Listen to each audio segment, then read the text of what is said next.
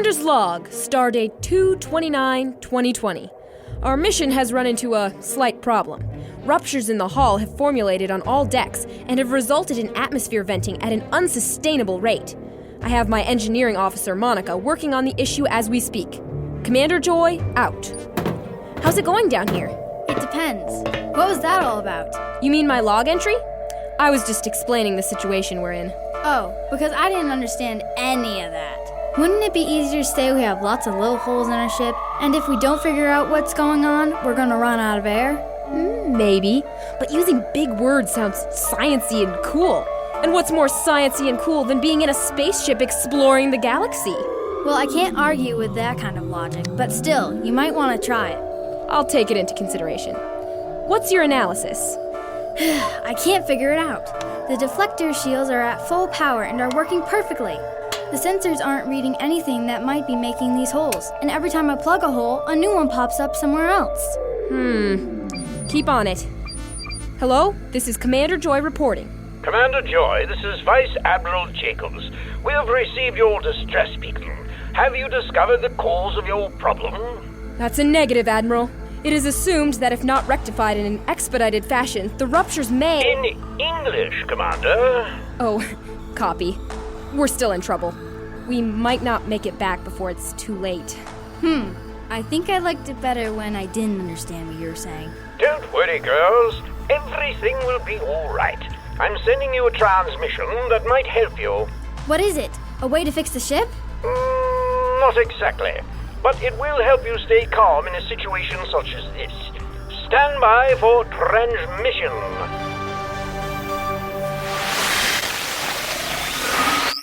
That should do it. How's that, Monica? It's good, Mr. Jacobs. Is there a way to make the window bigger? I think we can do something about that.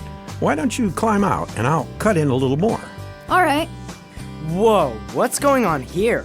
Hi, Everett. Mr. Jacobs and I are building a spaceship out of cardboard boxes. I'm helping too. You're working on homework, Joy. And I'm almost done. I've only got 5 more definitions to write down. 5 what? It's English homework. Who knows? How's that, Monica? Let me see. Can I come in too? It's not really all that big. That's much better, Mr. Jacobs. Glad to hear it. I'm going to put my tools away then. I'll be right back. I want to see. Wait your turn, Everett. I've been working on this all morning. Fine. Yeah, that'll work out great. Go ahead, Everett. All right. Wow, you got everything in here. Real buttons, a helmet, lights. It's just like a spaceship in Mantis Corps. Mantis Corps? Is that a TV show or something? Yeah, I think I heard my parents talking about it once. Isn't that one pretty grown up? I guess. It's not a kid's show if that's what you mean. Yeah, my parents don't let me watch that. They say it's not a good show for me to be watching. I think it's pretty good. There's all sorts of cool stuff in it, and I like the story. But isn't there swearing and stuff in it? Swearing? Maybe a little, but it's no big deal. I'm not using bad words. I'm not sure that's how it works. Yeah, I'm not allowed to watch that kind of stuff either. And I don't think you should either, Everett. Well, maybe I don't need you telling me what I'm not allowed to watch. You're not my parents. We'll see about that. What do you mean, Joy? I mean, well, we'll see what Mr. Jacobs has to say about this. Fine, but until he gets back, I'm gonna listen to the radio, if that's allowed. Whatever.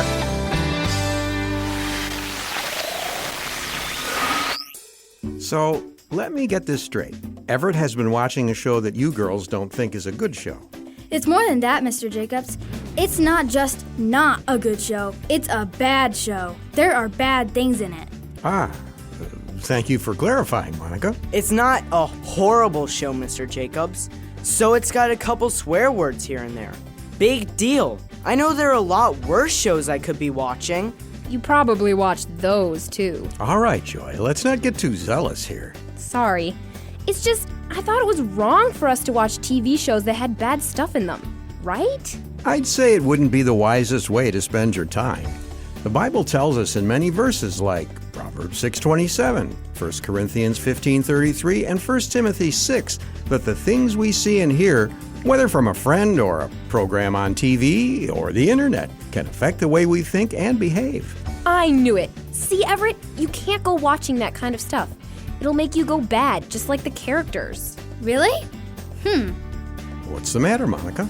Well, I know a lot of people who watch all kinds of stuff on TV, play all kinds of video games, listen to all kinds of music. Are they all going to turn out bad? I'm pretty sure that's what Mr. Jacobs just said, Monica. You put garbage into your brain, you'll get garbage coming out of you in no time. What? Isn't that right, Mr. Jacobs? Well, it can be, but I was thinking of a Bible verse that might say otherwise. I'm confused. Bad TV makes people do bad things, but at the same time, it doesn't? I'm with you, Everett. I'm having a hard time following this conversation. Why don't I go find a script that can explain? That might be for the best. And while you look, I'm going to listen to the radio.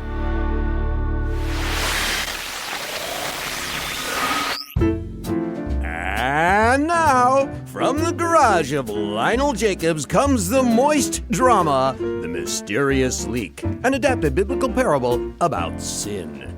Once upon a time, in the house down the road, there lived a man named Stanley. Nice to meet you. Stanley enjoyed living in his house and especially liked spending time in the kitchen making all kinds of meals. The saying is true. The way to a man's heart is through his stomach. Say, is it raining outside? Stanley peeked from his kitchen window and saw that the weather had indeed shifted from a clear sunny day to a light drizzle. Just the right weather for my rainy day soup. As Stanley made his way to the sink, he caught himself as... Whoa! Where did this puddle come from? I must have a leak somewhere. I better call the repair company. Hello? Speedy Repair Twins? I seem to have a leaky roof. And hold on, there's someone at the door. You called their Speedy Repair Twins? Let's see if we can find this leak. You never know with leaks. How did you, yes, a leak.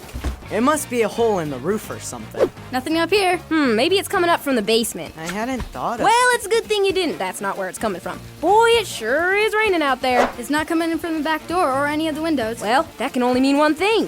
What? The chimney! Nope, already checked that too. It must be that the rain isn't leaking into your house at all. How can that be? There's a puddle of rain in my kitchen. Correction, there's a puddle of water in your kitchen. What's the difference? Plenty. Rain comes from the sky. Water comes through pipes. See, the water wasn't coming from the outside, it was coming from the inside. Of course, the rain may have raised the water table a little, and that might have made a difference, but plumbing can be tricky. Takes me forever to fix. Speaking of which, that'll do it. That'll be $500, please. The moral is, sometimes we think that people do bad things because they have let things in the world change who they are. In reality, we all have wicked desires inside of us from the day we are born that only God can get rid of. We can try to keep evil out of our lives by staying away from bad things, but we need to start by asking God to take care of the badness inside us first. Are you done playing in your cardboard spaceship, Monica? Not yet, Mr. Jacobs, but I did want to talk to you about what we've been learning about first. Yeah, me too. Well, I'll answer Monica's questions and then I'll get to yours, Everett. I was just confused about the moral of the drama. You said the reason we do bad things is because we're born that way, but that's a little strange. I thought everybody was good except for people who have bad things happen to them. That's a very common way of thinking about people, and it kind of makes sense. It's just not true. You mean nice people never go bad because bad things happen to them? Sometimes they do, Joy, but to say that everyone starts as good people is wrong. Do you have an example? Well, take babies, for instance. Are they patient? Do they think of others before themselves? Do they listen to people when they're corrected? Not really. They do what they want, and if things don't go their way, they cry about it. Exactly. The fact that people have to be taught to know how to be kind and loving goes to show that it doesn't come naturally. On the other hand, you don't have to teach a baby how to be selfish, mean, or impatient. I'd say that kind of thing is pretty commonly a self-taught behavior. Man, that sounds like something a grown-up would say. Yeah, but my question is, what does the Bible say about all this? Good question, Everett. In Mark 7:15, Jesus makes it clear that the wrong things we do are what make us sinful people, not the bad things around us. And chapters like Jeremiah 17 explain that we can't trust in ourselves to do the right thing. We need God to help us. Okay, but how do we get his help? Do we just ask him? That's the first step, Joy. After that, we need to change our minds to be more like His.